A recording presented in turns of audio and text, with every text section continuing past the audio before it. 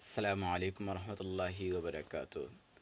সুপ্রিয় দর্শকবৃন্দ, বর্তমান সময়ে দেখা যায় যে একজন মানুষ উপরের দিকে উঠতে গেলে তার পিছনে অনেক শত্রু লেগে যায়। এই কথাটি একেবারেই বাস্তব, কারণ আমরা তো উম্মতে মুহাম্মদী। আমাদের পিয়ারা নবী হজরত মোহাম্মদ মুস্তফা সাল্লাল্লাহু আলাইহি ওয়াসাল্লাম এই সমগ্র বিশ্ববাসীর জন্য রহমত এবং বরকত হিসাবে আল্লাহ প্রেরণ করার পরও আমাদের নবী হজরত মোহাম্মদ মুস্তফা সাল্লাল্লাহু আলাইহি সাল্লামকে বিধর্মীরা, ইহুদি খ্রিস্টানরা, জাহিল যারা ছিল তারা আল্লাহ রসুলের শানে অনেক বেয়াদবি করেছে।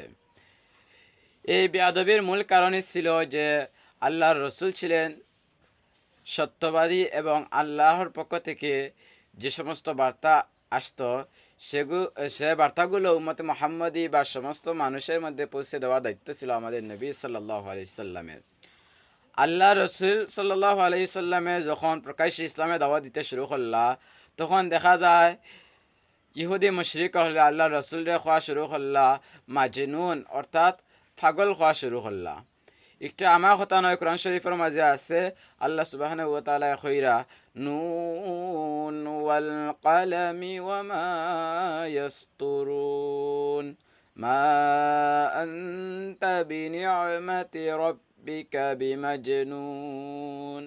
অর্থাৎ আল্লাহ রসুলে যখন দিন দাওয়াত দিতে শুরু করলা, তখন ইহুদি মুশরিক হলে কইন আল্লাহর রসুল কিত হয়ে গেছেন, পাগল হয়ে গেছেন। আর আল্লাহ সুবহানাহু ওয়া তাআলা কইরা, ওয়া ইন্নাকা লাআলা খুলুকিন আযীম, ও নবী আমি আপনারে এই জমিনের মাঝে রহমত হিসাবে, বরকত হিসাবে এবং এই জমিনের আদর্শের মডেল হিসাবে প্রেরণ করেছি। তারপরেও ইহুদি মুশরিক হলে আয়াত না মানিয়া আল্লাহ রসুল দিয়ে কিতা করছেন, পাগল কইছেন। কিন্তু পাগল কইলে আল্লাহ রসুলের কোনো ক্ষতি করতে পারছেন না, বরং যারা কইছেন তারা ক্ষতিগ্রস্ত হইছেন। এবং বর্তমানেও যারা আল্লাহ রসুল সাল্লাল্লাহু আলাইহি সাল্লামের দুশ্মনী কররা তারা ক্ষতিগ্রস্ত হইরা। ঠিক তদ্রূপভাবে বর্তমান সময়ে হাসা মাতিলে কিছু জাহিলে মুরক্ক খবিসে আকবর হল আসেন, মানুষরে দেখতে পারে না, মানুষের লগে দুশ্মনী করে, হাসা মাতে যে তারে ঠিক হাসা মারতে দেয় না, হাসা মারতে কি বিরত রাখত। ও যেন কাফির মুশরিক যারা করছেন আল্লাহ রসুলের শান বেয়াদবি, ও অতার দলের অন্তর্ভুক্ত তার বংশধর কিছু মানুষ এখন আছেন যারা ইলাখান ব্যবহার করে যেন হাসা মাতিলে হাসা মারতে কি ফিরাইয়া আনতে চায়। এরা নামে লগিয়া জাহিলে আকবর আর খবিসে মুরক্কব।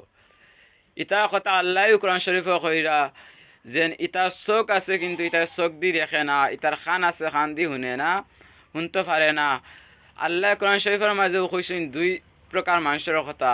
এক প্রকার মানুষের কইছেন লাকাদ খালাকনাল ইনসানা ফি আহসানি তাকওয়িম, আর হতল মানুষের কইছেন সুম্মা রাদাদনাহু আসফালা সাফিলিন। অর্থাৎ একগুলো মানুষ হইলা গিয়া আকাশ চন্দ্র তারা থাকিও আরো বালা, আর আরোগুলো মানুষ হইলা গিয়া সাইফাইয়া যন্ত্র থাকিও আরো নিকৃষ্ট। অর্থাৎ ও যে কুকুর আছে আমরা যেগুলো কৈশর্ব নিকৃষ্ট প্রাণী, ওগু থাকিও আরো নাজেহাল আরো খারাপ কইছেন আল্লাহ কোরআন শরীফের মাঝে।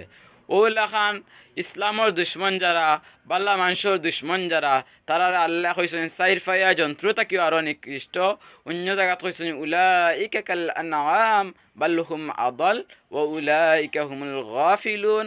অর্থাৎ এরা গাফিল, এরা ওইলা গিয়া সাইর ফাইয়া যন্ত্র তাকি আরো নিকৃষ্ট।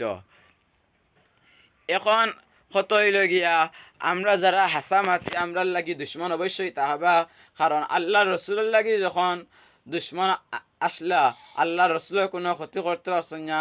ঠিক তদ্রূপভাবে আমরা যদি বালা পথে চলি আল্লাহ রসুলকে অনুসরণ করি, তাহলে অবশ্যই আমরা ক্ষতি কোনো জাহিলে আকবর খবিসে মুরক্কবে করতে পারত নাই, আমরা পথ টিকিয়া থাকতে পারমু। অবশ্যই তারা ক্ষতিগ্রস্ত হইব, কারণ আবু জাহিলু আসিল আল্লাহর রসুলরে সরাসরি দেখছে, কিন্তু আল্লাহর রসুলরে সাল্লাল্লাহু আলাইহি সাল্লামরে যারা সরাসরি দেখছে তারা সাহাবি হইছে, কিন্তু হে খবিসে আকবর এবং জাহিলে মুরক্কব আসিল করিয়া হে কিত হইতে পারছে না। ও জেলা জাহিল আসিল ওলা জাহিল রইছেও। এর কারণে আল্লাহর রসুলের ফতে আমরা চলমু, যত বাধা আসুক তার বিরুদ্ধে আমরা যুদ্ধ করিয়া আমরা কিতা হইমু সফল কাম হইমু কারণ আল্লাহ কইছেন কোরআন শরীফের মাঝে কাদ আফলাহাল মুমিনুন অর্থাৎ মুমিনগণ লাগিয়া সফল কাম এখন সব মানুষ তো আর মানুষ হইতে পারে না কিছু খবিসে আকবর জাহিলে মুরক্কব খলাসন ও যেন আল্লাহ কইছেন জানি তার খান আছে খান দি শুনে না চোখ আছে চোখ দি দেখে না ইটা বালা মানুষের দুশ্মনী করেন বালা মানুষ দেখতে পারেন না ইটা থেকে আল্লাহ আমরা যেন হেফাজত রাখুন সবে হক আমিন আল্লাহুম্মা আমিন আজকের বক্তব্য আমি এখানে শেষ করছি ওয়া আখিরু দাওয়ানা আলহামদুলিল্লাহি রাব্বিল আলামিন